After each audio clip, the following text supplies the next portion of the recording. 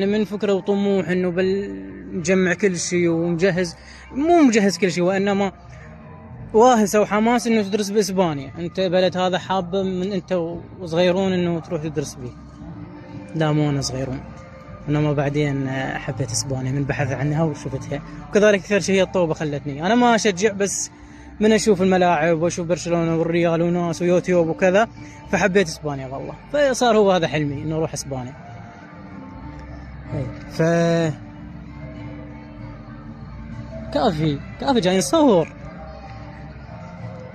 اسبانيا هذا هو انتهت، يعني لازم احصل لي واحد هو اللي يعادل شهادتي برومانيا، العفو باسبانيا. وين تحصل هذا الواحد؟ لازم شركه، والشركه لازم تاخذ عليه كثير فلوس. فانه تقريبا اللغت اسبانيا اللغت، فبلشت بعد شنو ادور ابحث عن غير دول، مثلا بولندا، سلوفاكيا يمكن تقريبا هم كانت. فبلشت هم كذلك ابحث وهاي، بس شنو الطموح اقل. قبلها كنت ابحث عن اسبانيا، كان طموح وواهس ويعني فتشي، يعني استمتع. يعني انا اشتغل وابحث، اجي من الشغل مثلا تعبان، اجي تقريبا اظل بس ابحث واكتب وهاي. يعني فد متعه مو طبيعيه انه تبحث عن جامعات وتشوف فيديوهات عن الدوله وكذا وهاي. فيعني فتشي ما ينوصف والله استراحه. حتى نفس التجربه عشتها برومانيا. فوالله بعد ابحث عن هاي الدول وكذا وهاي، فمرت الايام ومرت الشغل وكذا وضغوط ويوم شو اسمه، وكان الواهس يقل الواهس. ليش؟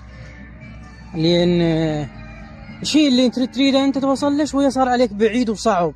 فاذا اي شيء يصير عليك صعب راح واهسك ينكسر، طموحك يقل.